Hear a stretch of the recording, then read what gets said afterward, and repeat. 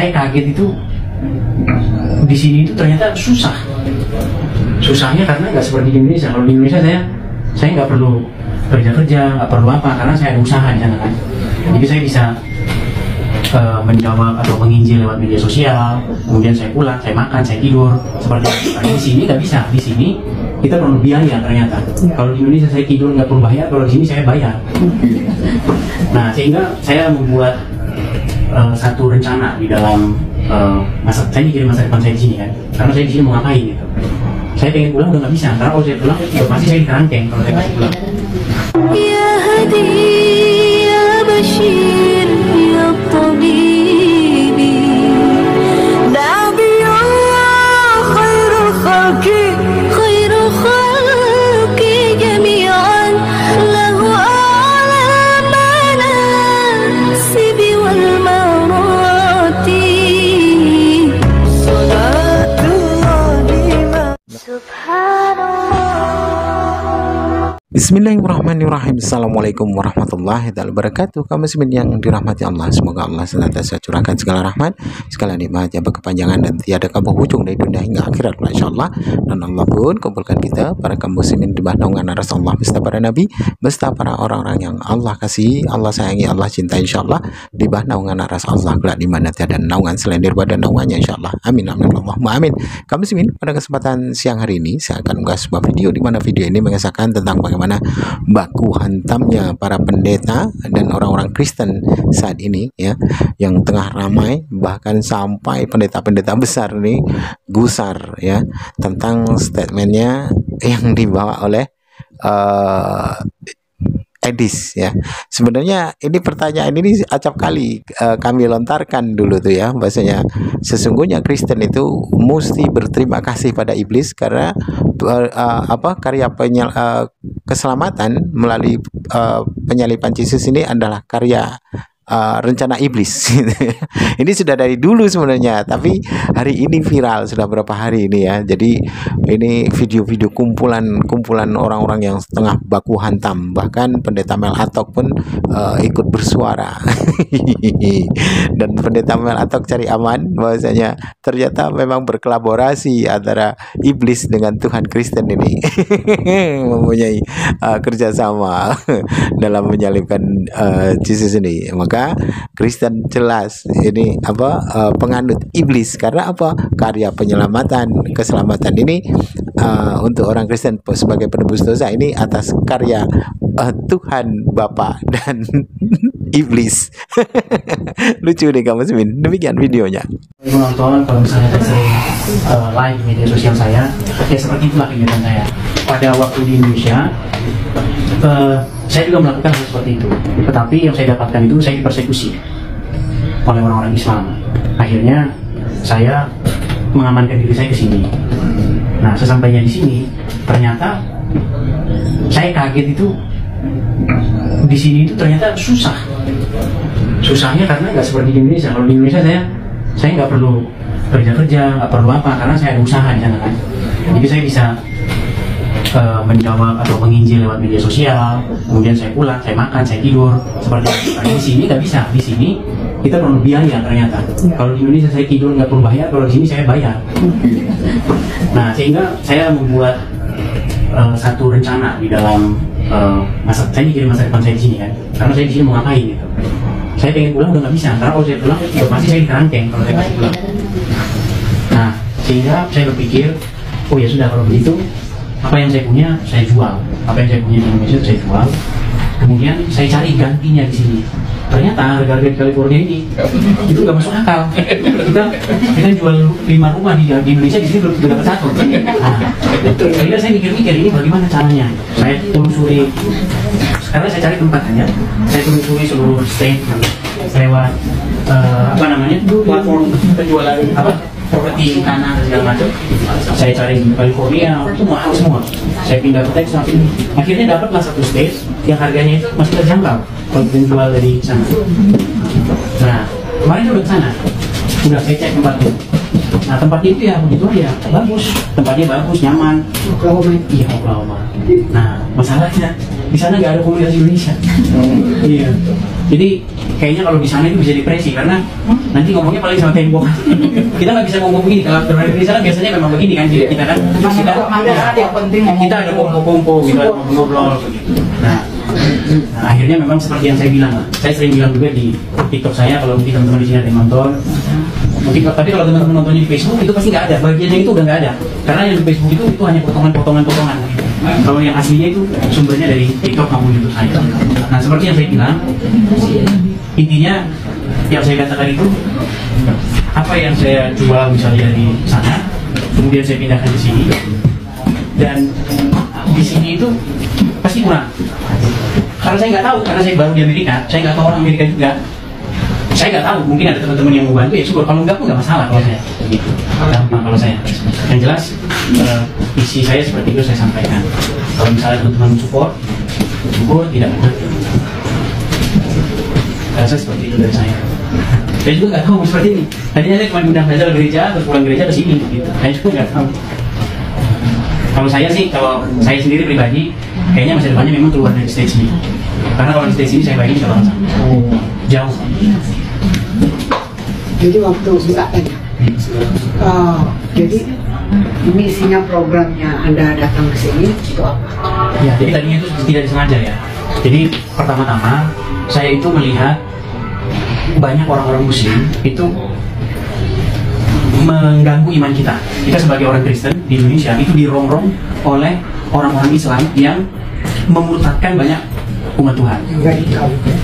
Ya, nggak bilang radikal sih. Mereka intinya ingin memurtadkan murid-murid Tuhan Yesus dengan cara bagaimana mereka menyesatkan, dengan cara mengatakan bahwa ajaran Kristen itu salah, begitu. Nah, sehingga itu memanggil saya untuk menjawab mereka lewat media sosial itu. Ya. Nah, ketika saya menjawab mereka lewat media sosial, ya yang saya dapatkan seperti itu, yang saya dapatkan persekusi, ancaman dan segala macam.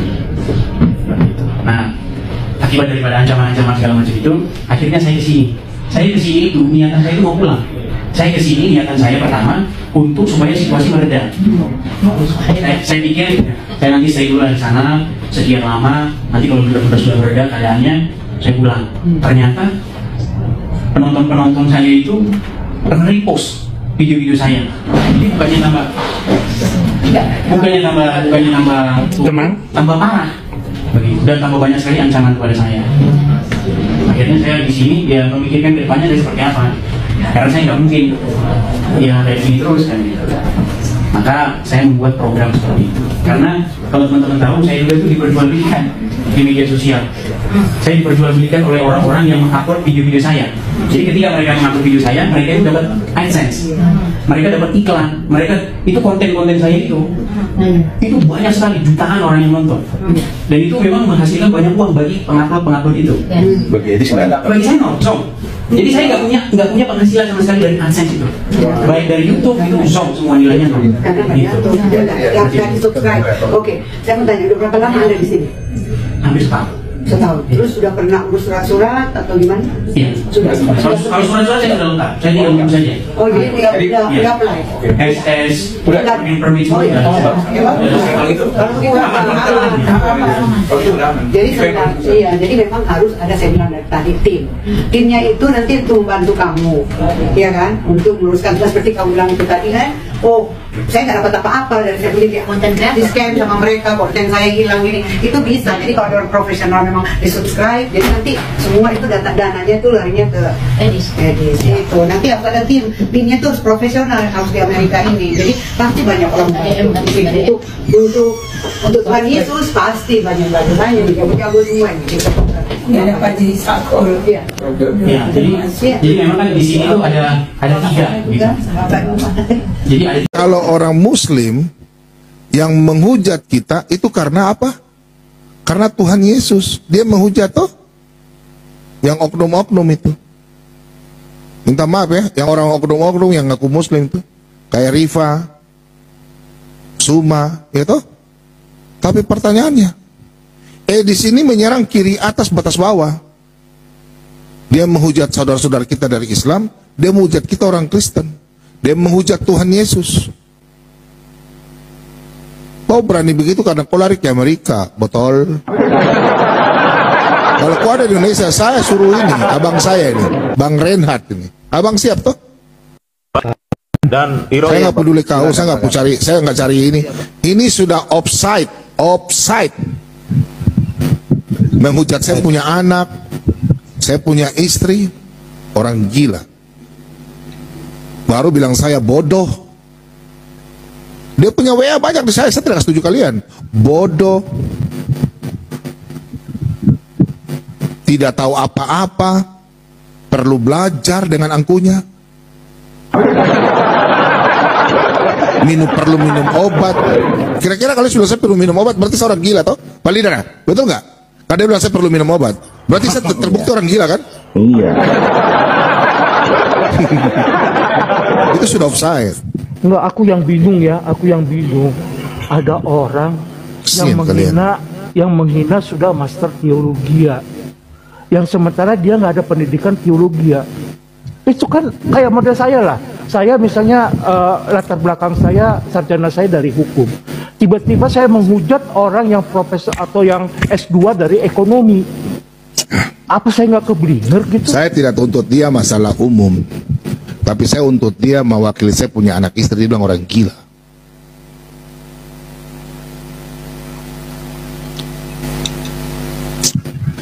Kalian bilang sarkas? Tidak, ini bukan sarkas. Jadi kalian yang ada terlibat, jangan sampai terlibat ya. Saya sekarang, saudara saya tidak mau sebut. Pokoknya yang saya sebut, itu saja saudara saya. Ya. Katolik, Kristen Karismatik, GPDI, ya, GKI, HKBP, Advent, dan semua itu saudara saya. Yang saya tidak sebut bukan saudara saya. Minta maaf ya. Ya? Minta maaf. Saya tidak mau sebut-sebut lagi. Karena kami yang memulai. Termasuk yang Mormon. Kalau Oneness saudaraku. Rekam. Oneness saya punya saudara. GBI, GPIB, GKI, GKJW itu saudara saya. Kalian ini mau ya orang-orang Kristen? Gara-gara kalian bilang, oh dia sudah berjasa, Edi sudah berjasa. Kalau berjasa jangan lari ke Amerika, tinggal di Indonesia.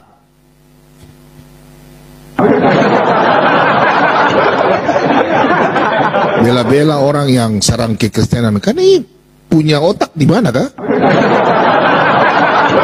Belajarlah kita baik-baik, ya. Jangan isi kepala itu. Satu menit dulu, Bom. Gini loh, aku bingung loh. Ketika ada orang yang ikut percaya Tuhan Yesus, dibilang karya manusia. Gila. Bingung. Bilang orang gila. Padahal Tuhan Yesus bilang, bukan kamu yang memilih aku, tapi aku yang memilih kamu. Jadi kalau nggak tuntunan Roh Kudus, kalau nggak Tuhan Yesus memilih kita nggak mungkin kenal Tuhan Yesus.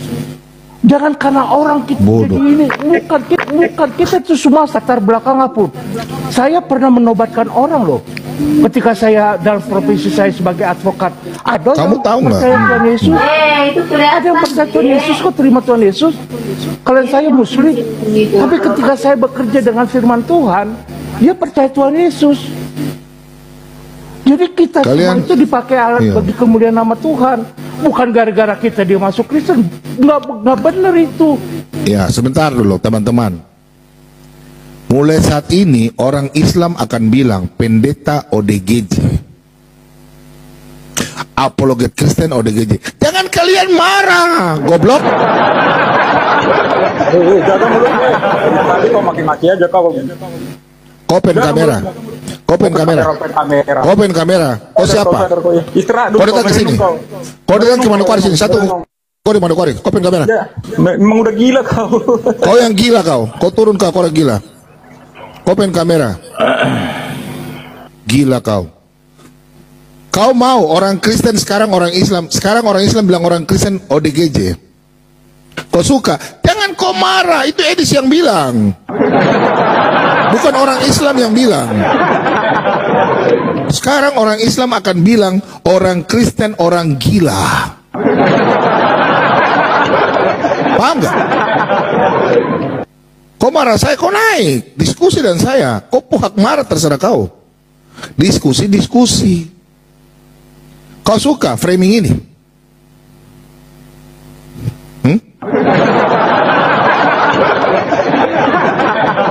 Kau naik tapi kau pen kamera ya? Kau naik dan saya. Kalian tidak berpikir kah? Kalian dibilang orang gila? Ya naikin aja bom. Kita semua Kau naik? turun. Kita semua turun. Oke, semua turun. Kau naik. Kau pen kamera. Dari tadi kau itu marah-marah mulu. Enggak. Enggak usah buka marah. Sekarang saya mau tanya sama kau. Saya tanya sama kau. Tuhan kok kayak gini sih? Enggak. Kau mau dibilang orang Kau gila? udah hamba Tuhan lagi biar tahu Saya tanya, kau mau dibilang orang gila enggak? Hah? Kau mau dibilang orang gila enggak? Ya kau yang gila. Siapa sih? Oke, sekarang Edis. Oh, berarti kau setuju? Tidak setuju dengan itu? Ya gini. Menurutmu, Apa enggak sebentar. gila? Kita diskusi santai. Sebentar. Menurutmu, Allah Bapa yang merencanakan penyaliban atau iblis? Kalau Menurutmu? kau bijaksana selaku yang senior. Jangan bijaksana. Mau Kau diskusi udah enggak? maki-maki. Mau diskusi enggak? Mau diskusi enggak? Saya enggak maki. Mau diskusi. Yang bilang orang gila siapa? Hei, isi kepala kau kotoran. Isi kepala kau kotoran. Saya tanya, mau diskusi enggak? Mau diskusi enggak? Lagi kau ya? Hah? Kau setan kau. Kalian memang protestantisme. Saya setuju dengan Romo Petrus Allegro. Saya setuju, saya dukung itu. Saya sekarang dengar ya, jangan ada yang merasa tersakiti. Mulai saat ini, kalian yang mendukung Edis TV, orang Islam akan mengatakan kalian orang Kristen gila. Itu bukan mereka bilang, Edis yang bilang. Kalian tidak ke situ kah? Dia harus minta maaf supaya jangan ada framing. Pakai isi kepala.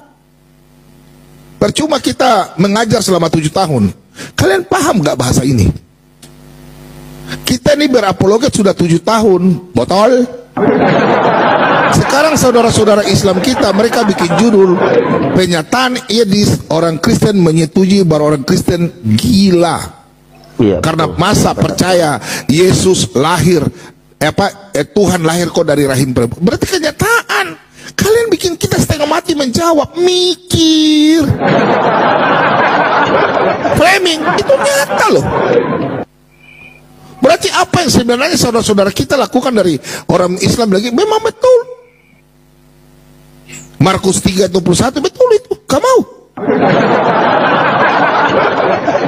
Ini coba kalian renungkan. Saya bukan marah, tapi saya tegas. Tolong kalian lembutkan hati. Bukan saya ini tegur baik-baik. Kalian sama dengan orang Israel. Malam sudah ditemani dengan tiang api. Siang Tuhan sudah memberikan tiang awan. Baca Keluaran 13. Jangan otak kayak macam sakit onta.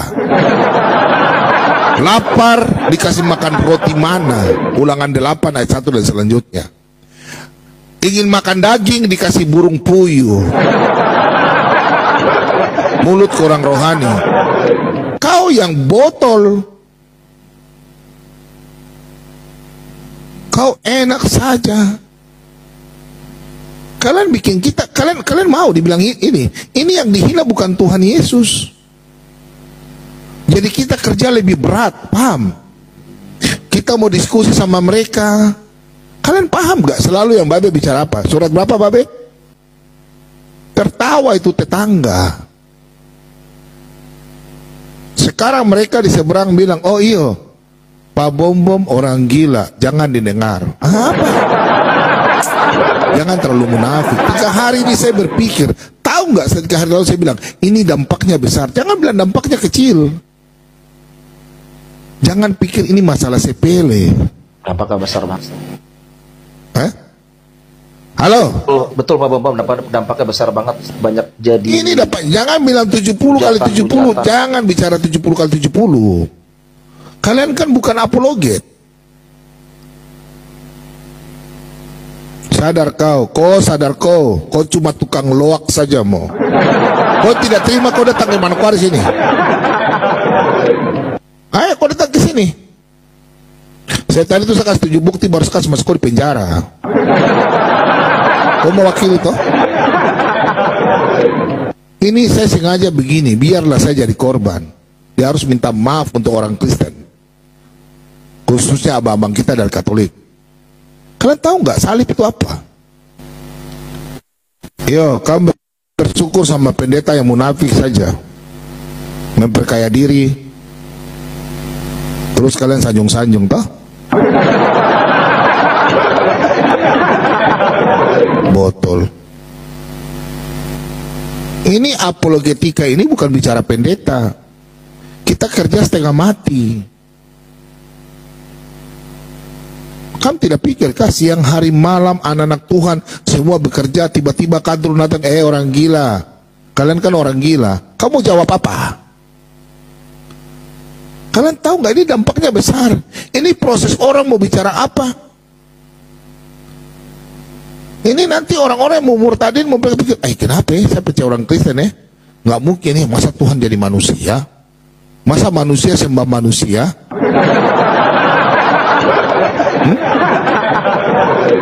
Kamu paham gak saya punya bahasa itu? Kalian paham gak? Kalian paham? Jadi kalau orang muslim, saudara-saudara kita dari muslim bilang kalian orang gila, jangan kalian marah. Kalian dukung Edis kan? Kenapa kalian mau marah?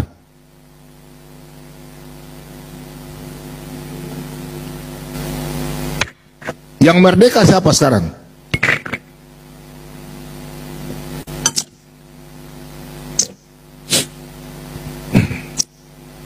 Kalau memang kalian hebat, jadi apologet, open kamera. Yang tidak setuju dengan Pak Bom Bom,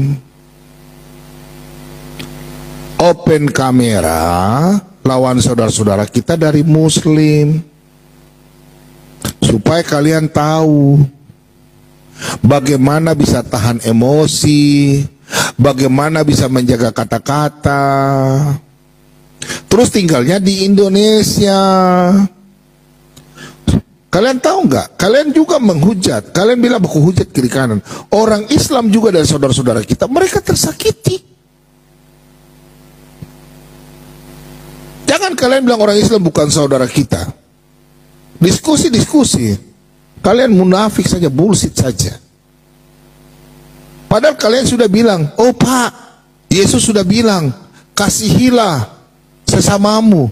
Padahal Tuhan Yesus sendiri bilang, berbahagialah dan bersukacitalah, oleh karena aku kamu dihina. Sekarang kamu bela Edis, oh Edis membela kita. Padahal Tuhan Yesus bilang tidak usah dibela.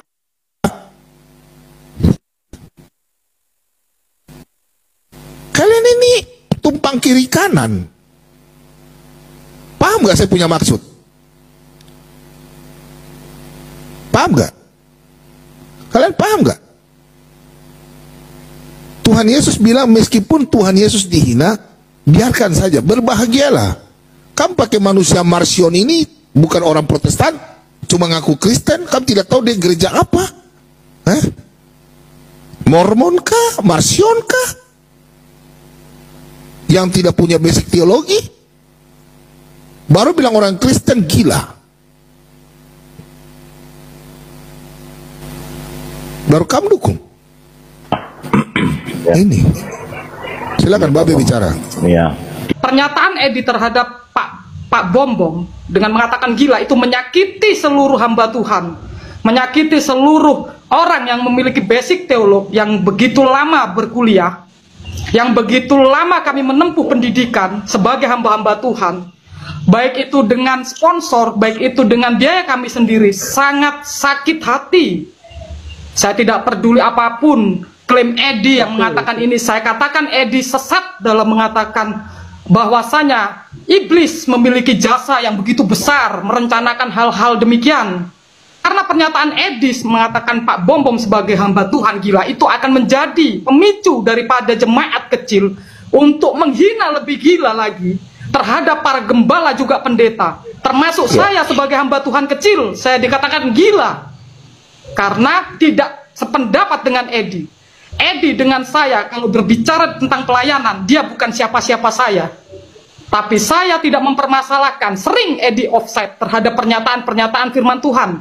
Tapi puncak kali ini sangat tidak dapat ditoleransi. Seluruh teolog, seluruh hamba Tuhan, baik itu mulai pelayanan kecil, sangat-sangat tersinggung, sangat-sangat tersakiti oleh karena pernyataan Edi. Edi tidak pernah berpikir bahwasanya hal demikian buruknya pernyataan yang begitu menyakiti seluruh hamba Tuhan, mengatakan seluruh hamba Tuhan yang tidak sependapat dengan Edi itu gila, itu sangat menyakiti kami semua. Itu akan memicu banyak jemaat akan menganggap kita yang mewartakan firman dengan gratis tanpa biaya itu akan dikatakan gila. Jadi saya mewakili seluruh orang Kristen yang sependapat dengan Pak Bom Bom, yang memiliki akal sehat, yang kembali pada firman Tuhan, bukan firman yang sesat ya seperti kata Edi, yang mengatakan bahwa iblis berperan penting dan lain-lain, sangat tersinggung dan menolak seluruh ucapan Edi berada. Jadi saya ingatkan kepada Edi, kalau memang kau hamba Tuhan sejati, seperti hamba Tuhan yang lain yang merakit seluruh pelayanan itu dengan gratis, saya tantang kamu, lakukan pelayananmu dengan gratis tanpa mencantumkan seluruh rekeningmu di atas. Saya tantang kamu, jika kamu memang hamba Tuhan yang sama seperti kami pelayan Tuhan, merayap, merangkak, masuk ke dalam lokasi terpencil, digigit nyamuk, bahkan kematian mendekati kami. Ingat ya. Kamu. Amin. Jadi jemaat-jemaat ini bukan Pak Bobo marah. Seluruh pendeta kami yang ada membangun, nanti jemaat bilang itu pendeta gila. Paham nggak? Kalian pahami ya? Ini saya belum kasih lari ke seluruh ini. Kalian paham ya? Ini bukan main-main ini. Ini viral ini. Udah mendunia ini Pak, udah mendunia sekarang. Ini mendunia ini. Ini belum saya kasih sampaikan di seluruh Papua ini. Ini jemaat yang nonton hari ini, coba kalian kasih tunjuk. Kasih tahu saja sudah. Kalian yang di Jayapura kasih tuh pendeta gila. Ini semua ini orang Kristen. Saya kasih waktu. Saya heran. Jadi kita pendeta-pendeta hamba Tuhan semua di sinode, kita semua kena. Kalau jemaat kau tidak terima, terserah kalian. Kalian pikir ini bukan kompor, ini benar ini. Berarti nanti kalian jemaat tidak akan dengar kita, itu orang gelo. Bukan cara begitu. Jaga bahasa, jaga lisan. Ya? Dihina gila, itu sangat tersinggung. Nanti suatu ketika jemaat pasti akan menggila-gilakan kami apabila kami tidak bersesuaian dengan pemikiran para jemaat yang tidak paham dengan firman Tuhan, tidak kembali pada firman Tuhan. Oleh sebabnya, kembali lagi saya tantang Edi, kalau betul pelayananmu seperti kami yang merayap sampai ke pulau-pulau kecil, ke lokasi yang penuh ancaman, silakan. Berani tidak melakukan pelayanan secara free, tanpa mencantumkan nomor rekening, tanpa mengatasnamakan apologet ataupun mengatasnamakan. Nggak berani itu. Karena Kristen jumlah yang bukan sedikit. Jangan sampai hanya karena mulutmu mengatakan hamba Tuhan itu gila, itu akan tertular pada jemaat-jemaat yang tidak mengerti apa-apa. Engkau doktrin seluruh jemaat bahwa untuk sepakat dengan pemikiranmu, padahal itu melanggar prinsip dasar teologi yang kami tuntut selama bertahun-tahun. Dan Pak Bom Bom tidak lagi membahas hal ini di TikTok, tapi mari kita bersama-sama menegur Edi secara pribadi. Kalau memang dia tidak ada pernyataan, maka saya percaya 100% bahwa Edi adalah Marsion. Iya, begini Bu, Pak Bom Bom baru WA tadi pagi. Dia mengatakan saya begini Bu, tadi pagi. Sudah nggak bisa Bu, dia sudah semakin angkuh Bu, nggak bisa. Dia mengatakan begini Bu, sombong sekali kau. Dia bilang bertobatlah dan akui kesalahan Pak. Saya bilang kau yang bertobat, orang tahu ilmu kau hanya menghujat. Begini Pak Bom Bom, tolong ditunjukin saja, ditunjukin supaya orang semua. Jangan Pak, kena benet Pak nanti Pak, bahaya. Nggak apa-apa, nggak apa-apa. Ya, ditunjukin, jadi supaya jangan nanti dikatakan Pak Bom Bom mengada-ada. Ada yang berkata Edis teologi, tunjukkan ijazahnya kalau memang dia dari teologi, tunjukkan enggak. dia. Ada dia. Saya jamin baca nih ya. Kayaknya enggak deh. Tunjukkan Pak supaya berimbang, nih. supaya terbuka. Ya. Ini ya. Nih. Nih ya, yang ini terakhir ya pagi ya, jam 2 pagi tadi ya. Nih. Dia bilang begini. Bertobatlah dan akui kesalahan, Pak. Saya bilang kau yang bertobat dan orang tahu ilmu kau hanya menghujat. Berhentilah memfitnah Bapa di sorga sebagai penyalib anaknya. Nah ini berarti Marsion kan? Ini sudah Marsion ini. Marsion. Iya ini Marsion jelas teman-teman, ini Marsion ya. Menyalib anaknya. Gitu Pak Bom harus minum obat dulu. Marsion ini teman-teman. Kalau Bapak tidak mau ini nih, berhentilah memfitnah Bapa di sorga sebagai penyalib anaknya. Marsion ini. Udah. Cukup Pak Bambang. Jelas ya? Udah, jadi supaya jangan. Sudah jelas Pak. Marsion. Jadi Terima kasih atas saya ulangi informasinya. lagi ya. Saya ulangi lagi Marsion. Udah. Selamat malam teman. Malam bro, selamat malam saudaraku. Selamat malam. Gimana Pak Oke, Bom? saya minta Pak Edis bisa klarifikasi. Menurut Pak Edis klarifikasi Yesus apa? Penyaliban ini ada rencana iblis atau rencana Allah Bapa? Rencana iblis. Bisa tunjukkan data-data ayat Alkitabnya, silakan. Oh boleh. Coba Pak Bom buka dulu Yohanes pasal yang ke 8. Baik.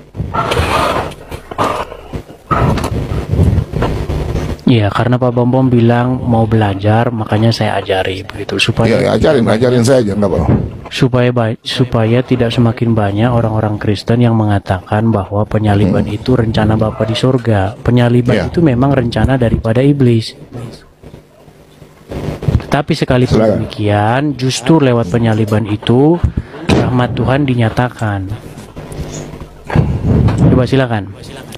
Iblislah yang menjadi bapamu dan kamu ingin melakukan keinginan-keinginan bapamu.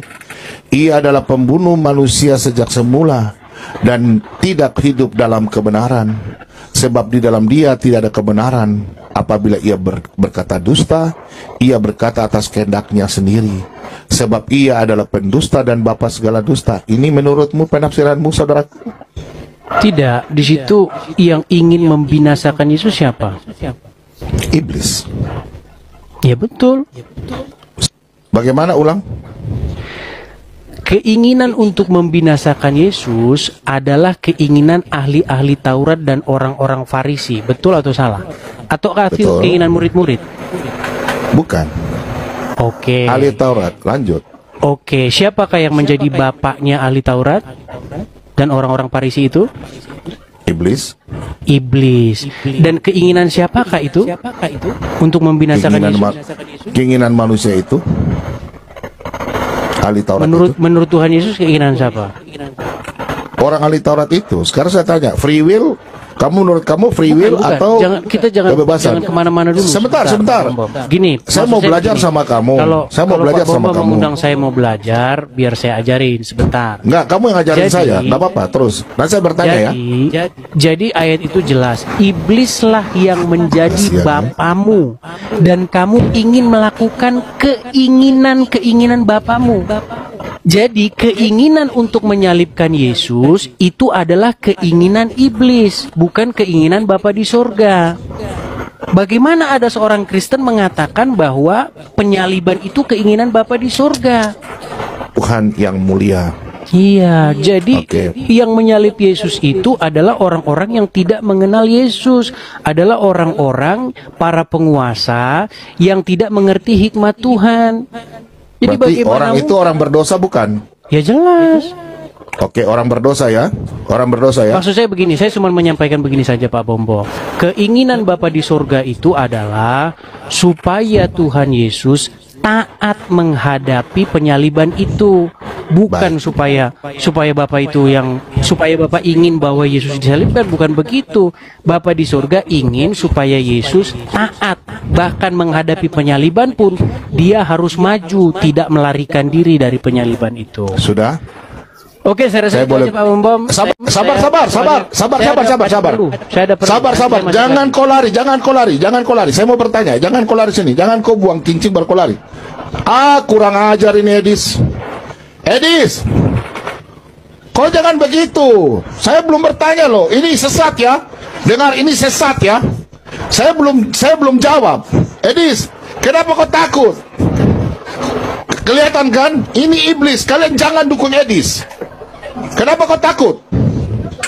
Woi, saya belum bertanya loh. Waduh, parah ini. Kenapa kau lari? Loh, siapa yang bilang ini? Siapa yang bilang jangan begitu, Bom? Yang nggak setuju dan Bom naik.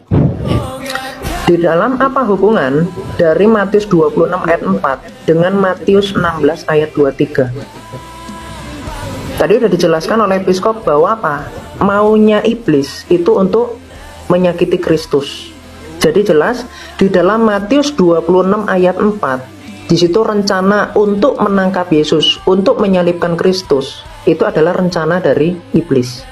Tetapi kalau kita lihat di dalam Matius 16 ayat 23, dikatakan Kristus, maka Yesus berpaling dan berkata kepada Petrus, "Enyahlah iblis, engkau suatu batu sandungan bagiku, sebab engkau bukan memikirkan apa yang dipikirkan Allah." Apa yang dipikirkan Allah? Yaitu rencana keselamatan. Jadi di sisi lain, Petrus berpikir untuk dia itu membela Kristus dari ancaman orang-orang yang akan menangkap dia. Tetapi Petrus tidak paham tentang rencana keselamatan. Karena di sini ada dua hal. Antara Petrus nggak memahami tentang rencana Allah, tetapi dia mau menghalangi tentang penyaliban itu. Dan di sisi lain penyaliban itu untuk menyakiti Kristus. Rencananya itu adalah rencana dari siapa? Dari iblis. Tetapi rencana Allah melalui penyaliban itu adalah rencana keselamatan. Kiamat, udah. Ketika dibilang, dengarkan dulu Pak. Sebentar, kiamat, sebentar, udah. Saya nggak, nanti kau jelaskan di forum saja, udah. Begini kiamat, ini kan maksud saya. Diskusi sama saya. Iya, tapi sebentar, jangan panjang-panjang. Saya dari tadi ngomong pendek-pendek loh, sedikit-sedikit loh. Enggak. Saya tadi ngomong pendek-pendek. Saya cuma mau tanya aja. Kok Bapak mau? Iya, udah nanti habis ini. Sebentar, saya mau tanya dulu. Menurutmu? Bapak ini tadi bilang kiamat jangan motong. Oke, saya nggak motong. Saya baru jelasin. Ya tapi panjang loh. Sebentar. Ini. Gini loh. Satu, saya setuju dengan Romo. Berarti saya nggak baku calling ya.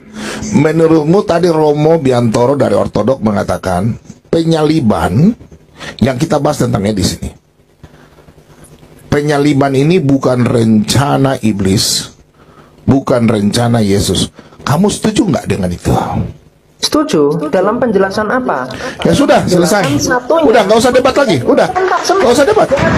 Jangan untuk apa mau didebatkan lagi? Udah, selesai. Jangan dipintir. Mau ya, kau yang bilang kok saya pelintir. Dengarkan dulu, saya jelaskan. Nanti kau jelaskan di rumus saya. Sudah selesai. Bapak potong. Ini Bapak potong penjelasan saya. Itu intinya loh. Kamu setuju kan? Sebentar, jangan keras-keras suara, Kiamat. Jangan keras-keras suara, Kiamat. Apa yang dimaksud? Sebentar, Kiamat. Sebentar, Kiamat. Jangan Kiamat, sebentar. Sabar. Kan Anda menunggu. Jangan Anda sudah sebentar dulu. Kiamat gini. Jangan panas, hati santai. Saya enggak panas, Pak. Iya, sabar, jangan cerewet. Sekalian kenapa anak muda suka cerewet? Ya sudahlah, kalian hebat. Sabar dulu.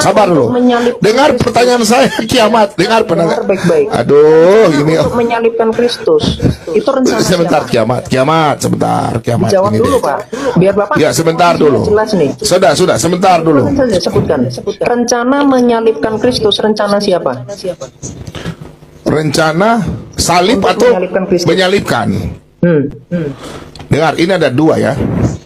Kalau rencana penyaliban jelas dari Allah Bapa. Oke? eksekutor ini mereka melakukan penyaliban itu atas izin Tuhan, Ayub 1 ayat 12. Tapi untuk rencana penyaliban ini, Yesus akan mati dalam keadaan kematiannya, dia akan tersalib, itu rencana Bapa Allah. Dia akan tergantung, bukan dia mati dipotong, didorong dilempar batu, karena dia akan mati dalam keadaan tergantung. Pahami ya bahasa saya ya. Dia akan mati dalam keadaan tergantung, bukan dia mati dalam keadaan dilempar batu itu. Jadi pertanyaan saya sama kalian, kalian setuju nggak? Sebentar dulu, saya masih ngomong dong. Aduh. Saya tanggapi dulu. Matius 26 ayat 4, berarti itu rencana siapa? Aduh. Pak dijawab dari tadi loh, saya tanya. Yo dari tadi ya sabar, kau yang tidak jawab saya kiamat. Kalau keras-keras suara oke lah, silakan keras-keras suara sudah. Kalian ini gimana sih? Jangan ya sudah keras suara silakan. Kau ngomong keras-keras suara silakan. Kok Pak Bobom emosi? Oh, kau yang emosi dong. Dari tadi saya diam dong. Gimana sih? Hanya mengulang Pak. Iya sabar dulu. Tadi kan saya santai dong. Saya sudah santai kalau berarti kalian anak muda. Kan Matius 26 ayat 4. Iya sebentar dulu. Pertanyaan saya, dengar ya pertanyaan saya. Dengar pertanyaan saya. Loh kok malah tolong. Pertanyaan dijawab Pak. Matius 26. Saya akan jawab. Tadi kan saya sudah jawab barusan itu. Saya sudah jawab dengan aduh. Rencana. Ada kata rencana. Ya sudah, kau ngomong dulu. Saya diam dulu. Kau ngomong dulu sudah. Loh, ini saya sudah selesai Pak. Saya mau jawab bagaimana kalau kau ngomong? Kalau kau nggak, kau turun saja sudah. Siapa? Pak. Begini kiamat. Aduh.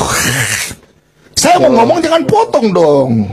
Saya minta Bapak. Ya diam. Bisa di-mute kak? Bisa di-mute kak? Bisa di-mute kak? Tidak. Bisa di-mute kak? Diam kau. Diam ya. Kau kan bertanya, saya sudah jawab. Belum. Kan, aduh, turun sudah. Kau mau ribut-ribut dan saya ribut, turun saya udah terima sudah, turun. Kau biasa turun aja udah. Pertanyaan orang-orang baik Muslim maupun Kristen, penyaliban itu rencananya siapa? Oke. Itu kan yang Anda tanyakan. Itu kan yang Anda tanyakan kepada banyak orang, tapi tidak ada jawaban, betul? Oke. Nah, apakah Anda bertanya kepada saya? Ya, ini yang saya pahamin ya, Bang Egis ya, ini yang saya pahami. Penyaliban itu, kalau kita bicara Allah itu punya karya keselamatan. Bang, jangan bicara itu dulu Bang, jangan diubah Bang, jangan ngomongin keselamatan dulu.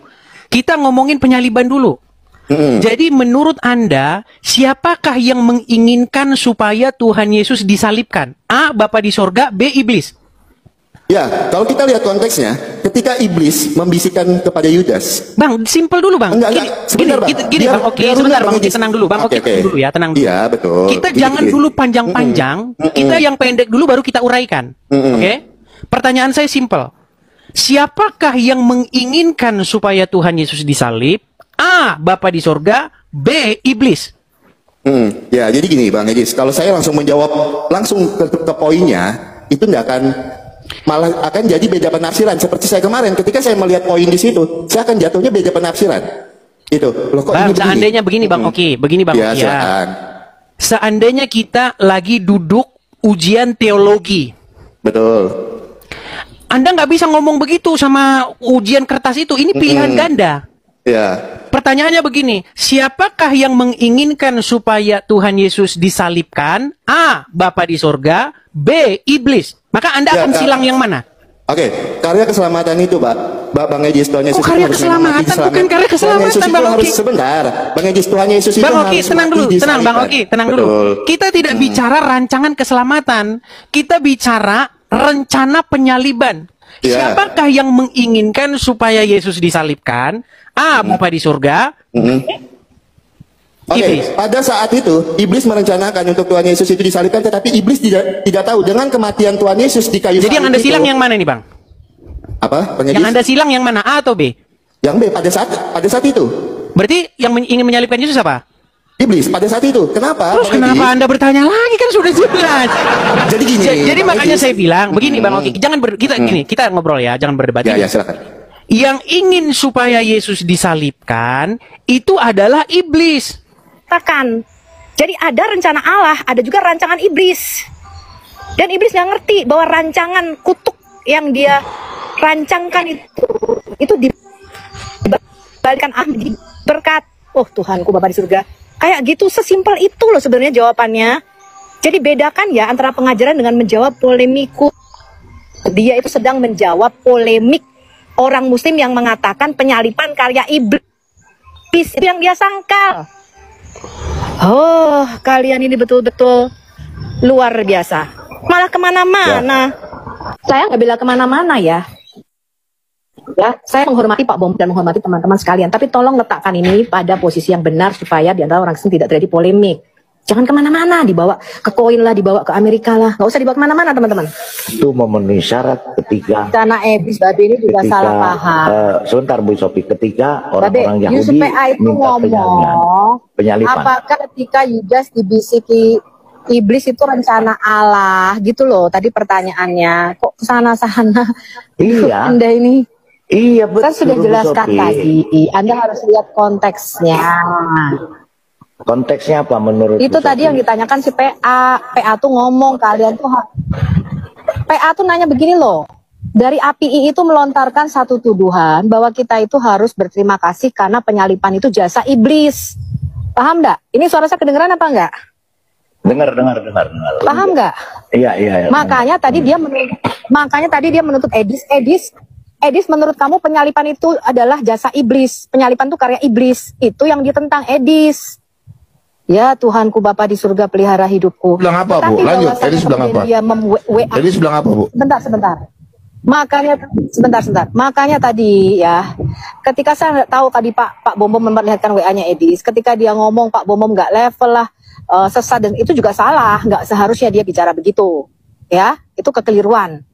Tetapi hendaklah kita saling mengawasi ajaran kita, itulah gunanya kita tidak sendiri supaya saling menegur. Tetapi saya meluruskan tadi konteks pembicaraan ini, ya konteks pembicaraan ini adalah Yusuf PA Islam itu mengatakan kita Kristen itu harus berterima kasih karena iblis berjasa dalam penyalipan, bahwa karya penyalipan itu atas rancangan, atas karya iblis. Itu loh tadi yang dia desak. Makanya dia mengatakan, Edis kamu berterima kasih nggak? Lalu Edis menyangkal, tidak ada, penyalipan itu bukan jasa iblis. Gitu loh. Kalian nih gimana sih? Jadi jangan dibawa kemana-mana. Enggak, Bu, salah, Bu. Ibu salah. Edis mengatakan, salah, Bu. Bukan begitu, Bu, jawabannya, Bu. Enggak, Bu. Bu salah, Sofi, Bu. coba Bukan begitu, Bu. Salah, Bu. Tolong Ibu, enggak gini Bu Sofi, supaya kita semua kita paham. Bu Sofi, maaf Bu. Kalau supaya kita semua paham di sini yang bahwa tidak terjadi kontra, Bu Sofi tolong putarkan atau tolong itu videonya. Sebentar, jangan diputus. Itu supaya jelas. Jadi yang dimaksudkan, jadi gini loh, yang dimaksudkan dengan Edis adalah bahwa rencana membunuh Yesus untuk menyalibkan Yesus itulah rencana iblis. Paham nggak? Rencana menyalibkan Yesus itu, tetapi Allah membalikannya menjadi berkat, menjadi rencana keselamatan bagi kita. Itu maksudnya. Enggak, Bu, itu tafsirnya Ibu. Edis nggak bilang begitu, Bu. Edis nggak bilang begitu, enggak. Buktinya mana, Pak? Tolong ditunjukkan. Iya, enggak ada rekamannya. Edis nggak bilang gitu. Enggak. Bukti videonya Bu Sofi tolong sampaikan supaya kita semua tahu. Saya sendiri nggak tahu. Ini yang tadi pagi nonton. Bukan, yang tadi videonya. Bukan. Yang tadi saya juga live bukan. Sebentar. Silakan. Pakai nonton sepotong-potong. Ini yang tadi live dengan Yusuf PA. Betul nggak yang tadi pagi live dengan Yusuf PA? Iya, Oki naik dulu. Oki naik dulu. Ada videonya kan? Iya. Silakan tunjukkan videonya, Bu. Silakan. Tolong. Yang punya video. Bukan video. Sebentar. Video yang dibahas Oki itu yang lama, yang dia sama Yusuf PA yang lama. Yang tadi pagi loh, yang sedang menjawab pertanyaan Yusuf PA lagi. Bu Sofi ada videonya. Betul nggak? Itu tadi malam langsung, Bu. Saya juga nonton. Saya rekam di YouTube. Kan ada di YouTube-nya Bang Edis. Saya nonton, saya dengar kok apa kata Bang Edis kok. Tadi malam siaran langsung sama si ini Bu Sofi, sebentar. Bu Sofi, sebentar. Gini. Jangan sampai video ini bersama dengan Edis tadi live, saya juga live. Betul nggak Bu Winef? Ini saksinya banyak, saya dengar saksinya bukan saya. Ini sebentar Bu. Yang saya tanyakan sama Edis, mau video manakah, tidakkah? Yang ada rekaman ini, yang Oki kirim ke saya. Yang Bapak kirim dari Oki itu rekaman yang lama yang dipotong, itu bukan pembicaraan. Bukan. Sebentar dulu Bu Sofi, ya. Yang saya menjawab ini, Oki kirim ke saya. Terus Oki tanya sama saya. Yang lama Pak, yang debatnya sama Yusuf PA yang lama, bukan yang tadi pagi. Sabar dulu. Saya bukan menyinggung tadi pagi, bukan. Bu Sofi sabar dulu. Tolong Anda dengarkan dulu. Coba Anda dengarkan dulu apa yang dinarasikan oleh Pak Bobo. Bukan itu, Bu. Sabar dulu, Bu. Saya bukan denger rekaman. Saya dengarnya tuh live langsung. Sabar, Bu. Bukan itu seperti bukan bisa itu, bukan. Begini, Bu. Oki kirim ke saya pendapat saya. Ini rekaman yang seputar nanti nih. Terus video ini saya tanya sama Edis. Pertanyaan saya begini. Edis, kamu setuju nggak dengan pernyataanmu yang ada ngomong di video ini? Benarkah? Edis bilang, ya benar. Kenapa? Berarti dia setuju bahwa mengatakan bahwa keselamatan itu karya iblis. Enggak, dia nggak pernah ngomong gitu. Bapak dengarkan pembicaraan sebelum itu. Yusuf PA itu ngomong begini, Pak. Saya dengar pakai kuping saya. Yusuf PA itu bilang begini, kalian orang Kristen harus berterima kasih sama iblis. Karena iblis berjasa di dalam penyalipan Kristus. Paham nggak? Bahwa karya keselamatan, kalau tidak ada iblis, maka tidak ada penyalipan Kristus. Anda tuh nggak denger lengkap. Makanya videonya itu dipotong. Dan itu bukan debat yang tadi pagi, tapi yang kemarin. Saya juga dengar itu. Begini, Bu. Ibu tidak mengerti. Parah kalian ini, betul-betul. Ya udah, nggak apa-apa. Sebentar, Bu. Jangan dipotong dulu. Bu Sofi. Saya nggak peduli. Dan Ibu Sofi, saya nggak peduli, Bu. Ibu dengar dulu, Bu. Bu Sofi. Anda. Nggak usah peringatkan saya, Bu. Masing-masing buka rumah aja. Nggak usah. Terserah kalau Pak Bobo maunya begitu. Iya, sabar. Ibu dengar dulu penjelasan saya. Gimana Ibu potong-potong? Sabar dulu, Bu. Saya nggak potong, saya dengar. Bapak kan Oke, dengar dulu, Bu ya. Dengar dulu ya, Bu ya. Supaya ibu jangan salah paham. Video ini Oki kirim ke saya. Saya putar. Taliban, kemudian Yesus berjasa. Oke? Nah, memang sangat memprihatinkan. Sangat memprihatinkan ketika ada orang Kristen yang mengatakan bahwa penyaliban itu. Bu Sofi, gimana sih? Ibu nanti dulu, Bu Sofi. Ini kelihatan Bu Sofi bela gimana sih bagi Bu Sofi ini? Kamu terlalu sombong, Sofi. Jangan dulu, Bu Sofi. Jangan kau pikir kau pintar, Bu Sofi. Jangan terlalu pikir kau pintar. Sabar dulu, Bu Sofi. Sabar dulu, Bu. Sabar. Aduh. Jangan terlalu sombong kau, Sofi. Ibu Sofi kalau pintar ya sudah, sabar dulu. Kita putar dulu, Bu. Aduh. Anda makanya ditegur sama banget RK kemarin. Sabar dulu, Bu. Saya putar dulu. Ibu sabar. Kesombongan Anda juga sama gitu loh. Jadi intinya saya cuma putar loh. Ibu yang sombong. Gimana sih? Sabar dulu, Bu. Loh, sabar, Bu, sabar. Memang kau sombong, kau Sofi. Kau terlalu sombong, kau kulihat. Kau dengar dulu omongan si Bombo. Sabar dulu, kita putar dulu, Bu Sofi. Pak Bombo, sabar dulu, Bu. Sebelum pernyataan Edis itu tadi, putar pernyataan. Sabar dulu, makanya Ibu dengar dulu penjelasan saya, baru Ibu potong. Sabar dulu ya. Nih. Dari tadi Bapak hanya putar pernyataan Edis. Ya sudahlah, terserah, saya paling malas diskusi dengan perempuan kalau begini. Saya sudah dengar itu. Ibu terlalu bela Edis sampai kamu berani cuma tahu berani lari di Amerika saja. Saya dikasih duit. Ya dengar dulu, Bu. Aduh, gimana mau masalah ini selesai kalau ribut ini? Dengar dulu, Bu. Dengarkan pernyataan sebelum Edis. Iya, sabar dulu. Saya mau jelaskan ini. Dengar dulu, Bu.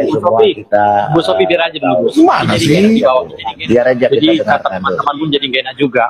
Kita kan jadi kita juga. Iya, saya jelaskan dulu baru nanti Ibu potong. Enggak, kita ketawa. Kita juga teman-teman jangan bilang sombong. Saya dengarkan berjam-jam loh dari malam. Sabar dulu, Bu. Saya bicara dulu, saya nggak peduli, ya. Dengar dulu ya. Dengar dulu ya. Saya juga nggak peduli. Emangnya saya udah utang sama yang lain. Memang sangat memprihatinkan ketika ada orang Kristen yang mengatakan bahwa penyaliban itu adalah rencana Bapa di surga. Nah itu makanya yang saya bilang orang Kristen yang begini. Ya. Paham nggak, Pak? Saya nggak mau begini. Maksud saya begini, penyaliban itu keinginan daripada si jahat. Apa keinginan Bapa? Keinginan Bapa di surga itu apa? Keinginan Bapa di surga adalah supaya Yesus menghadapi penyaliban itu. Penyaliban, kemudian Yesus. Bentar, Bu ya. Begini, Bu. Saya WA Edis, Bu, mau bicara di bawah, latar di bawah. Saya WA Saya Edis sudah begini. tahu, makanya jangan dipotong video. Pak Bom Bom, kenapa dimatikan kok Pak Bom Bom tadi videonya? Kan Sebentar.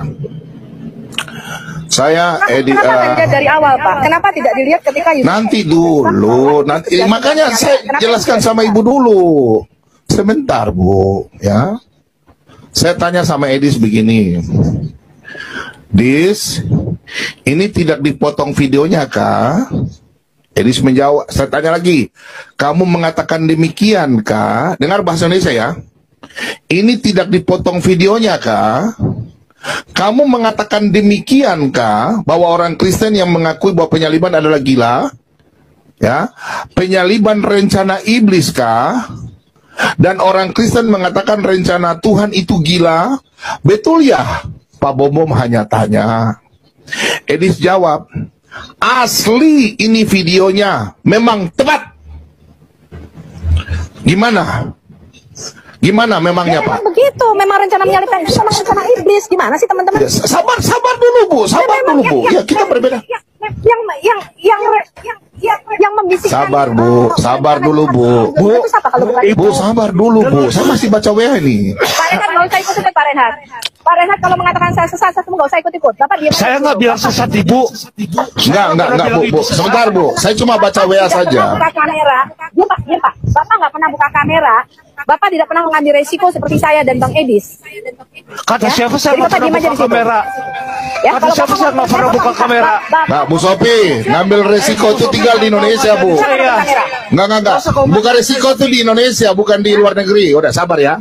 Banyak suap Pak Sofi. Loh, karena Pak Bom tidak pernah melakukan jalur. Dengar dulu apa yang dikatakan di WA. Gitu juga lah Pak Renhat. Bukan soal gitu, Dek, bukan soal gitu. Saya bilang Anda mau dengar dulu itu apa yang dikatakan di WA. Baik di bawah layar melalui WA. Terus Bapak dijawab bodoh, penyesat, goblok, tidak tahu apa-apa. Menurut Bapak itu gimana? Menurut Bapak saya mau tanya. Saya tidak pernah mendengar itu. Coba ada buktinya nggak Pak Bom Bom? Oke. Kalau ada saya tunjukkan gimana, Pak? Iya, saya menyatakan Edis juga salah dalam hal itu. Tanya orang-orang semua di bawah. Saya sudah tunjukkan WA kemarin. Sudah, Pak, karena dia. Jadi begini, makanya saya bilang saya tidak memihak satu dengan yang Tapi lain. itu Semua punya porsi WA salah itu masing-masing. Apakah setelah Pak Bom Bom menyatakan dia sebagai setan? Pak, saya tidak bahas dia dulu, Pak. Saya kenal dia, nomornya nggak sembarang. Orang lain saja minta saya nggak kasih, Pak. Enggak, maksud saya Private. dia menyatakan seperti itu. Iya, dia menyatakan itu setelah saya. Siapa yang memulai duluan gitu loh Pak Bom? Pak, saya WA, saya konsultasi dulu Pak sama dia, karena kita harus bicara di bawah mata, Pak ya, Pak. Coba ini akan saya coba rekod dulu nanti ya coba akan saya konfirmasi dulu ke Edis juga. Jadi di sini Pak Bom juga harus introspeksi diri. Bapak dengar ya, banyak klip video itu yang membuat karena Pak Bom gitu loh. Dengar dulu, kau jangan sini sok-sokan ya. Kau juga kau nggak terima. Kau apa? Iya kan? Oh ya sudah, kau pintar. Saya bertanya boleh? Saya bertanya boleh? Ya kalau begitu saya bikin jelek. Oke, saya boleh bertanya. Boleh nggak saya bertanya? Aduh. Sudahlah, kau botol saja kau di bawah. Ya udahlah.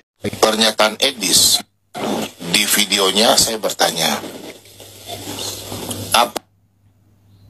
apakah penyaliban itu karya iblis? Itu aja dulu. Kamu setuju nggak? Nah, gini, penyaliban karya iblis atau tidak dalam maksud yang baik atau yang jahat, Pak Bom? Nah itu dulu, motivasinya kan bisa ya, itu dulu. Kan sama. Oke. Sekarang pertanyaan saya, apakah keselamatan berbeda? Tadi kau punya karya keselamatan, nah itu boleh. Apakah di salib itu ada iblis turut campur tangan? Iya, mereka menggunakan salib itu untuk menguasai Yesus. Oke, itu dulu saya pertanyaan saya, oke? Kalau sudah jawab nanti netizen yang menilai, oke? Berarti iblis campur tangan, oke?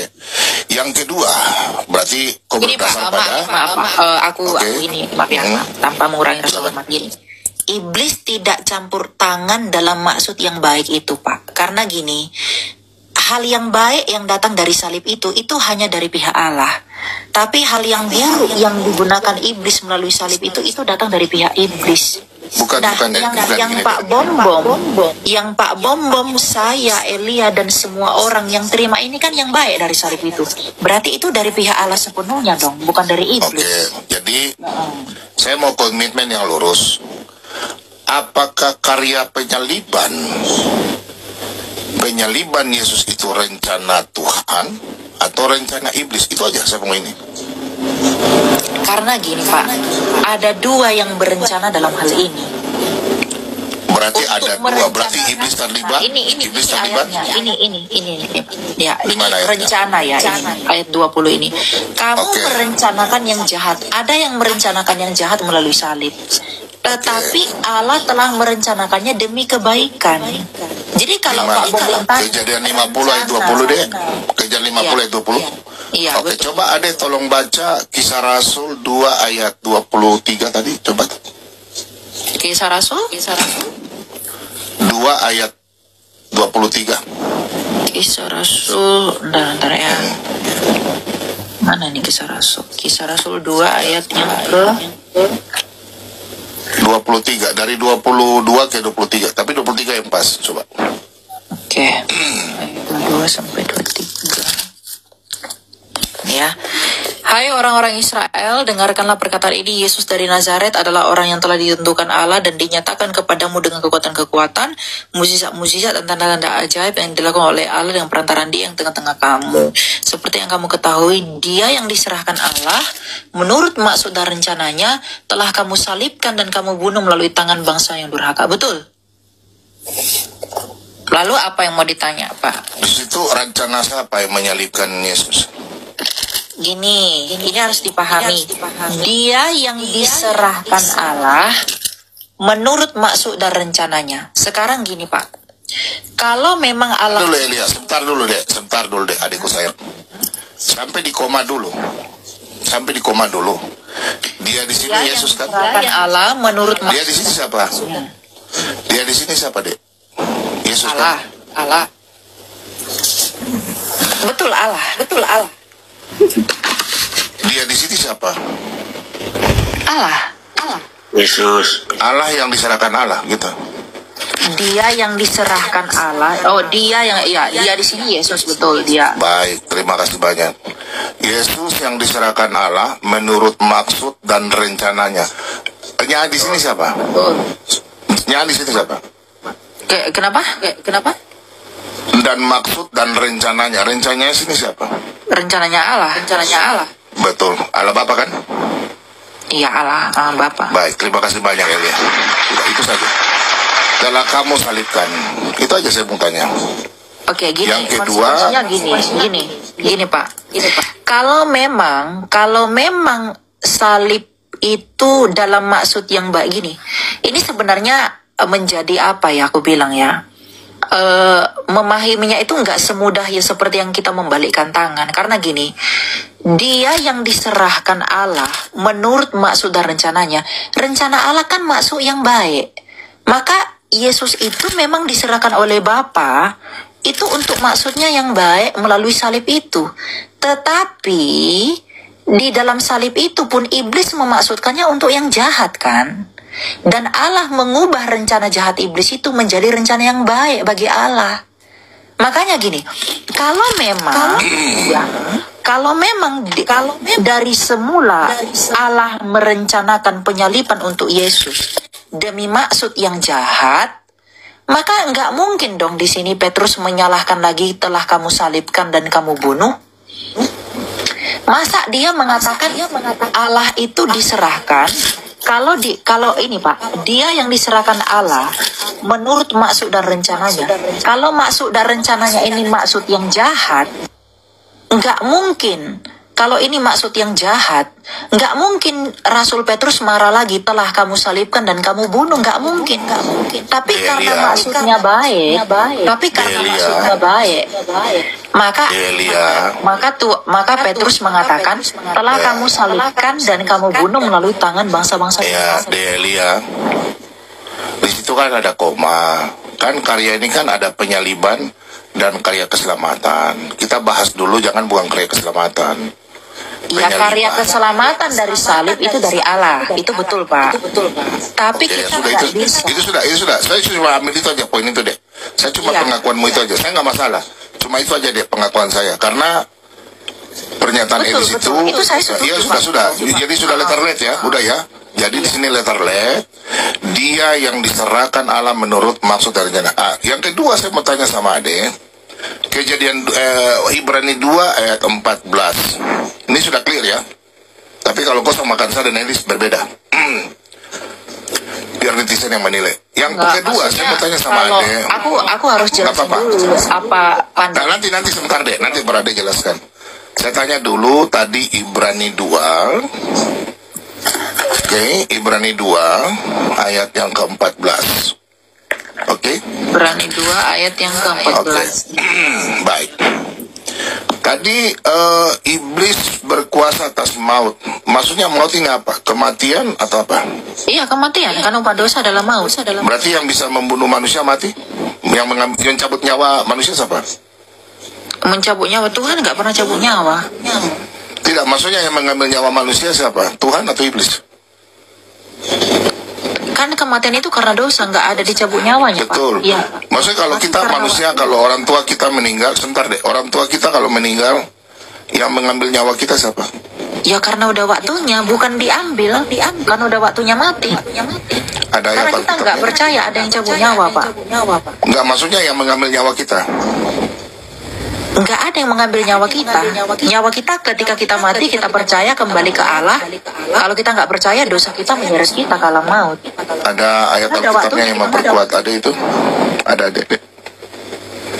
Karena kalau Tuhan mencabut nyawa, untuk apa dia ciptakan kita, Pak? Saya tidak bilang kalau mencabut, cabut pohon.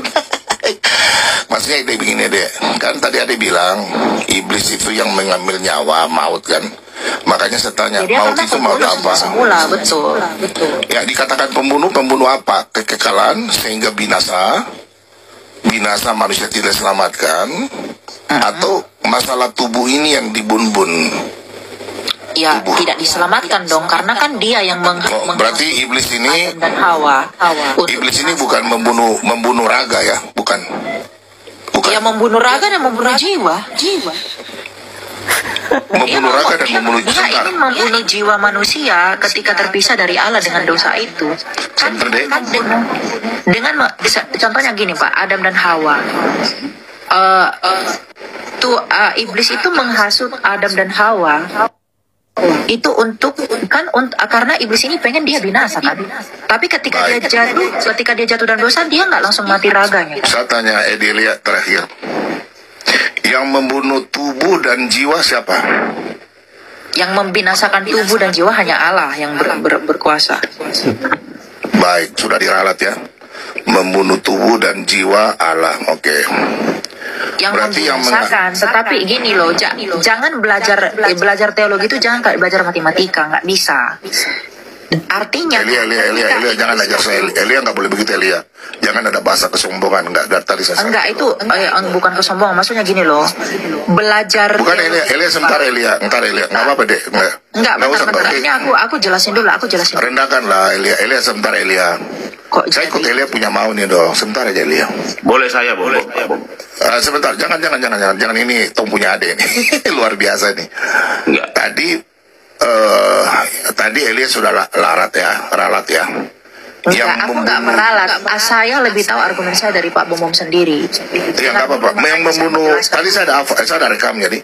Membunuh jiwa. Saya mau jelaskan dulu atau enggak? Kalau sebentar deh. Nggak usah, nggak apa-apa. Nanti kau jelaskan. Sebentar Elia, santai aja nih. Enggak, sebelum lanjut ini saya mau jelaskan atau enggak dulu. Yang saya maksud. Nanti sebentar deh. Habis itu kau bicara panjang lebar nggak apa-apa. Membunuh jiwa. Konteks pembinasaan ini harus dipahami apa dulu. Ya nanti kau jelaskan. Saya cuma tanya sebentar, tapi bisa diam sebentar ya Lia ya. Jangan tanya gini. Kalau kita belum clear satu poin, etika diskusi itu kalau belum clear satu poin jangan lompat ke poin. Enggak, saya tanya Ibrani 2:14 loh deh. Iya, justru itu yang aku mau jelasin. Oh iya, kau jelaskan dulu. Oke, baik. Silakan.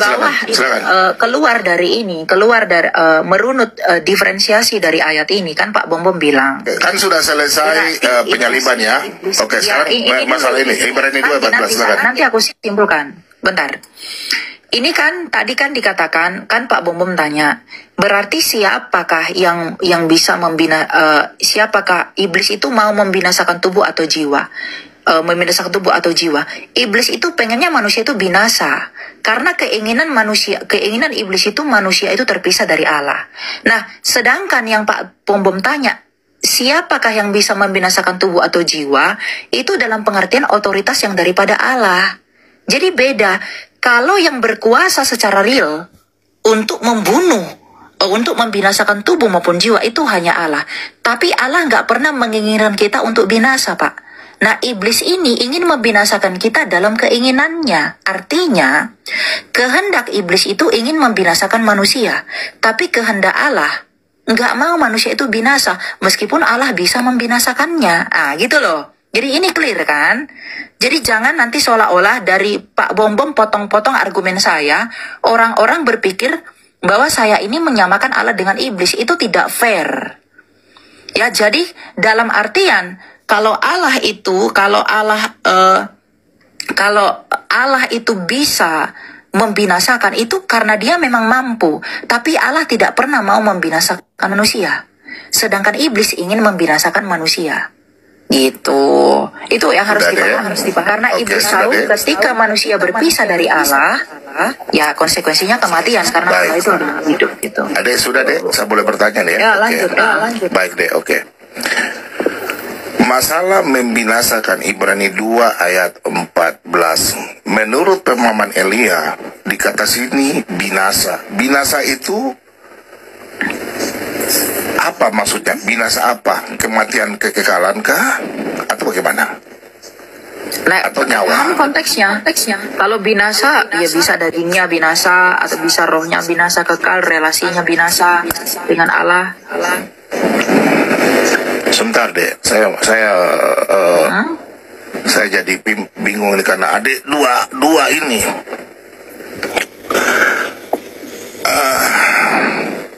Coba adik tolong fokus pertanyaan saya. Ibrani 2 ayat 14 itu binasa itu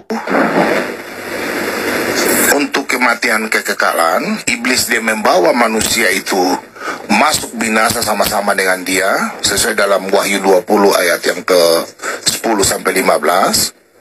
Kematian itu. Makanya Yesus kan membawa kita untuk hidup yang kekal itu. Nah, apakah di sini pemahaman Elia binasa ini adalah mengenai tubuh atau kebinasaan kekal atau bagaimana? Ya, kebinasaan tidak diperdamaikan dengan Allah. Makanya kita baca ya. Ayat 15 dan baik. Berarti kebinasaan. Ya, kebinasaan ini maksud ini ketika terpisah dari Allah, Pak. Ya. Berarti setuju. Ia membebaskan pula mereka yang seumur hidupnya berada dalam perhambaan karena takutnya kepada maut, sebab sesungguhnya bukan malaikat-malaikat yang ia pedulikan, tetapi keturunan Abraham yang ia pedulikan. Itulah sebabnya dalam segala hal ia harus disamakan dengan saudara-saudaranya, supaya ia menjadi imam besar yang menaruh belas kasihan dan setia kepada Allah untuk mendamaikan dosa umat. Jadi kebinasaan yang dimaksud di sini adalah ketika terpisah dari Allah itu. Karena hidup itu hanya ada pada Allah, toh. Makanya ketika Tuhan bilang, ketika manusia jatuh dalam dosa, ketika engkau memakannya pastilah engkau mati. Mengapa Tuhan bilang ketika engkau memakannya pastilah engkau mati? Tuhan mau bilang, kalau kamu tidak mengasihi aku, pastilah engkau terpisah dari aku. Kaitan dengan topik penyaliban Kristus itu, rencana siapa? Rencana Bapa atau rencana iblis? Ada banyak orang Kristen yang menginginkan kami hamba-hamba Tuhan untuk membuat tanggapan ini. Tapi saya pribadi yang paling mendorong saya membuat tanggapan ini dengan penuh kasih, dengan penuh hormat, dan berharap tanggapan saya memberi kesejukan, gitu ya.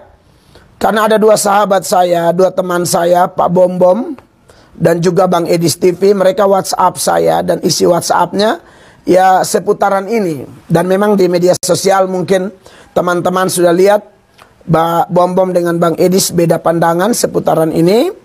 Bang Edis ada pada pandangan penyaliban Yesus adalah rencana iblis. Kelihatannya saudara Elia Miron dengan Bang Edis pandangannya sama. Lalu Pak Bombom kelihatannya penyaliban Kristus adalah rencana Bapa, dan kelihatannya Bang RK sama dengan Pak Bombom, ya. Lalu saya juga sudah kirim WhatsApp saya ke Pak Bombom. Saya hanya mengingatkan bahwa saya, Pak Bombom, Bang Edis atau kawan-kawan yang lain yang sering menyampaikan firman, walaupun pengetahuan kita semua belum sempurna. Seturut 1 Korintus 13 ayat 9 itu saudara boleh baca di sana. Di situ diterangkan pengetahuan kita, nubuatan kita belum sempurna. Jadi tidak ada hamba Tuhan yang pintar sekali sampai pengetahuannya sempurna. Saya yakin tidak ada. Kalau ada yang mengklaim dirinya pintar sempurna, pasti itu sombong rohani dan harus bertobat. Nah, menarik saudara-saudara bahwa saya sampaikan ke Pak Bombom supaya melihat bahwa kita ini kan teman. Jadi diaturlah baik-baik, kira-kira begitu. Kepada Bang Edis juga saya sampaikan hal yang sama. Tapi kepada Bang Edis saya tambahkan dengan pandangan saya. Saya menyampaikan sepintas pandangan saya dengan data-data Alkitab yang saya kirimkan ke Bang Edis. Dengan berharap Bang Edis memperhatikannya. Lalu sehingga ada satu data-data yang melengkapi lah. Karena begini, dalam menafsirkan Alkitab ini kan harus komprehensif, harus menyeluruh. Bagian yang satu tidak boleh bertentangan dengan bagian yang lain. Atau memang tidak bisa bertentangan. Kenapa tidak boleh bertentangan atau tidak bisa bertentangan? Karena sumbernya adalah Roh Kudus, ya. Ini kan tulisan yang diilhamkan Allah nih, dari Kejadian sampai Wahyu. 39 di Perjanjian Lama, 27 di Perjanjian Baru, ya kan? Nah, ini kan tidak boleh bertentangan. Jadi kalau ada data-data yang kelihatan bertentangan, tidak boleh dipertentangkan. Itu pasti bisa digabungkan sehingga menghasilkan satu pandangan yang bagus, yang baik, yang tidak bertentangan, ya. Nah, itu cara menafsirkan Alkitab. Karena kalau bertentangan, maka Roh Kudus adalah pihak yang paling disalahkan. Seolah-olah Roh Kudus mulut bercabang, kan tidak bisa demikian. Roh Kudus bukan mulut bercabang. Roh Kudus pasti benar. Makanya dalam surat Petrus itu Petrus bilang ya, di 2 Petrus 1 ya, kalau tidak salah saya baca buat saudara. Di 2 Petrus 1 ya, ayatnya yang ke 20-21. Yang terutama harus kamu ketahui ialah bahwa nubuat-nubuat dalam kitab suci tidak boleh ditafsirkan menurut kehendak sendiri. Sebab tidak pernah nubuat dihasilkan oleh kehendak manusia, tetapi oleh dorongan Roh Kudus orang-orang berbicara atas nama Allah. Berarti harus betul-betul dipimpin Roh Kudus ya. Sehingga tafsiran kita bagus, tidak bertentangan. Jadi tidak cukup hanya belajar, harus betul-betul minta kepenuhan Roh Kudus, dikuasai, dipimpin Roh Kudus, sehingga pandangan kita penuh tanggung jawab dan dasarnya kuat dan menjadi pengajaran yang menumbuhkan iman orang. Karena Roma 10 ayat 17 itu iman timbul dari pendengaran dan pendengaran akan firman Kristus. Nah, sebenarnya kalau saya kasih tahu Bang Edis ya, saya bilang kalau pandangan saya, siapakah rencana penyaliban iblis itu siapa? Iblis atau Tuhan? Dua-dua. Karena dua-dua punya data. Data tentang rencana penyaliban Yesus itu adalah rencana Bapa. Banyak. Yesaya 53 itu nubuatan tentang Mesias yang menderita. Di ayat 10-nya dikatakan Tuhan menghendaki meremukan dia. Bapa menghendaki meremukan Yesus. Meremukan di sini jangan pikir Bapa benci Yesus. Kan kita tahu ada misi di balik ini, yaitu penebusan kita. Jadi beda sama iblis begitu ya. Lalu di ayat 12-nya juga dikatakan dari Yesaya 53 ada keterangan di sana bahwa di hari matinya dia ada di antara pemberontak-pemberontak, dan Yesus memang disalibkan di antara penjahat-penjahat itu. Yesaya itu nabi asli, nubuatannya tidak mungkin meleset. Kalau nabi palsu nubuatannya meleset. Nabi asli nubuatannya itu tergenapi sampai detail-detailnya. Begitu. Jadi tidak mungkin salah di situ. Lalu ditambah lagi dalam Kisah Rasul pasal 2 ayat 23 itu khotbah, penggalan khotbah Simon Petrus di hari Pentakosta itu. Di situ jelas penyaliban itu rencana Bapa. Lalu Kisah pasal 4 ayat 27 28 yang adalah penggalan doa jemaat. Yaitu bahwa Pontius Pilatus, Herodes, suku-suku bangsa yang melawan Yesus dan seterusnya itu ditentukan oleh tangan Tuhan. Berarti ada dalam rencana Allah. Sedangkan data-data seperti Lukas 22 ayat 3 sampai 6, Yohanes 13 ayat 27 sampai 28, itu data-data yang menuturkan bahwa memang iblis juga punya rencana. Hanya bedanya iblis ini punya rencana tidak sejak kekekalan. Karena rencana penyaliban Yesus menurut rencana Bapa itu, kalau kita lihat lagi di 1 Petrus 1 ayat 18-19 tentang penebusan, tentang darah yang mahal, dan itu tidak bisa tidak ada di sekitar penyaliban Kristus, ya, dan sampai kematiannya. Dan ayat 20 dari 1 Petrus 1 mengatakan, iya, Tuhan Yesus itu dipilih sebelum dunia dijadikan. Kalau dunia belum dijadikan, berarti iblis belum ada. Iblis itu mantan malaikat. Itu bisa bandingkan dengan 2 Petrus 2 ayat 4, Yudas 1 ayat 6, yang merupakan ayat-ayat yang bisa dipakai untuk menjelaskan tentang latar belakang dari iblis yang adalah mantan malaikat, yang berdosa, kehilangan kesucian tapi tidak kehilangan kuasa. Dia menginginkan melalui penyaliban itu supaya Yesus hancur. Ini yang iblis rancangkan dari dulu. Dia mau Ayub hancur, dia mau hamba-hamba Tuhan hancur, bahkan Yesus pun dia mau kasih hancur. Kita pun pengikut Yesus, setan mau kasih hancur. Nah, viewer sedikit. Edis, lu terkenal itu karena lu menghujat orang Islam. Lu nggak makan kalau lu nggak menghujat orang Islam. Ya? Kalau lu hebat, lu ke Indonesia, lu pulang. Macam gua ini. Saya open kamera, saya melayani teman-teman Islam. Biar otak kau waras. Googling dulu lah, biar kenal kau siapa sang debater. Edis itu nggak dikenal orang. Nah, ya memang jelas Edis baru naik sekarang. Nah, makanya begini, semua ada masanya. Weh kampret, kalau suruh si Edis berdiskusi sama aku kalau sanggup. Nah, itu dia. Kau 2011 kemana? Kau tidak namamu tidak setenar Edis 2011 itu. Kau kemana kau ini nih? Siapa bilang aku tidak setenar Edis? Kok makanya kau googling dulu, kau cari 2008 sampai 2024. Siapa manusia terkenal dunia debat? Aku yang buat debat kayak gini nih aku. Kau punya nama tidak ada ini. Kau tidak mengakui, kayaknya kau googling dulu dek. Kau googling dulu biar otak kau waras. Googling dulu lah biar kenal kau siapa sang debater. Edis itu nggak dikenal orang. Edis itu anak kemarin sore itu, aduh. Kalian kiranya, aduh. Kau kira aku nggak tahu mana hujatannya? Aku nggak on. Kok kau bilang bangsat sih? Jangan inilah orang-orang herder yang begini, kawan. Kasihan kau. Kau yang provokator. Kalian lihat kan, kasihan ini bekas jadi beginilah. Lihat dari buahnya. Ini contoh anak buah Edis ini. Buahnya ini. Isi kepala nggak ada. Orang baru sekarang dia kenal. Aduh, ku googling dulu ya. Biar kalian kenal siapa sang debater. Aduh. Ketikkan Rudi Yohanes Tagalung.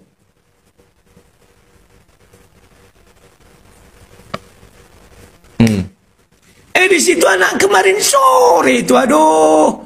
Kalian kiranya, aduh. Halo guys, ini gerejanya kok jadi sepi kayak gini nih. Duh, gimana nih? Pada kemana nih jemaat ini? Kok sepi kayak gini? Kosong nih, banyak yang kosong. Duh, pada kemana? Pada mualaf kali ya? Aduh, gimana ini? Kacau. Nah, demikian tadi Kaum Muslimin ya, yang dimana perdebatan demi perdebatan berpolemik, mereka saling baku hantam satu dengan yang lain, luar biasa. Inilah menjadi apa ya, lelucon ya di dalam kekristenan. Setelah itu ya, polemik ini berlaku, pada akhirnya gereja-gereja kosong hari ini Kaum Muslimin. Banyak sekali orang-orang Kristen ini meninggalkan gereja. Oleh karena apa? Berpolemiknya tentang bagaimana karya keselamatan ini ya, penyaliban Yesus ini atas rencana siapa? Itu rencana Tuhan Bapa atau rencana iblis? Dan jelas kalau cerita masalah penyaliban ini kan memang rencana iblis setelah Yudas itu kerasukan iblis lalu menjual Yesus untuk disalibkan, untuk ditangkap dan disalibkan sebagai penebus dosa, kan begitu, dibunuh untuk menebus dosa. Di sini Kristen ini lucu memang. Ketika mereka tidak mau menggunakan akal, tidak mau menggunakan pikir, maka mereka akan tetap berkutat dengan polemik yang sesungguhnya tidak masuk di akal dan tidak rasional. Mau dijelaskan dari sisi manapun, tetap saja akan menjadi sebuah kerancuan dan akan menjadi sebuah kebodohan. Nah, ini bukti nyata bahasanya kekristenan itu bukan diajarkan oleh para nabi, dan Yesus sendiri tidak pernah mengajarkan tentang bagaimana penebusan dosa dengan menyalibkan dirinya, untuk mempersembahkan dirinya dengan cara dibunuh untuk dipersembahkan kepada Tuhan, sementara dirinya sendiri adalah Tuhan. Ya, jadi Tuhan mempersembahkan diri kepada Tuhan. Inilah bukti nyata bahasanya Kristen itu berasal dari pagan, ya, pagan Romawi. Itu jelas sekali, pagan Yunani Romawi itu sangat identik sekali melekat pada kekristenan, dan hari ini dapat kita saksikan bahwasanya apa yang terjadi dalam kekristenan, dalam segala kerancuannya, dengan segala polemiknya yang tidak rasional itu, dengan jelas di sana tidak dapat dijelaskan secara alkitabiah, ya, karena memang Bible sendiri menuliskan dengan secara kontradiksi, yang dimana pengikutnya yang menjadi pemeluknya, ya, yang menjadikan orang Kristen itu sebagai sandaran, Bible itu sebagai sandaran bagi orang Kristen untuk keselamatan, untuk masuk surga, ternyata tidaklah benar adanya. Dengan bukti-bukti bahasanya Kristen sendiri tidak mampu menjabarkan dari segala sesuatu apa yang tertulis di dalam isi kitabnya. Dengan kerancuan demi kerancuan itu yang terjadi hari ini. Baik kaum muslimin, mungkin hanya itu saja yang dapat saya sampaikan, dan saya Iri Budisani. Wassalamualaikum warahmatullahi wabarakatuh.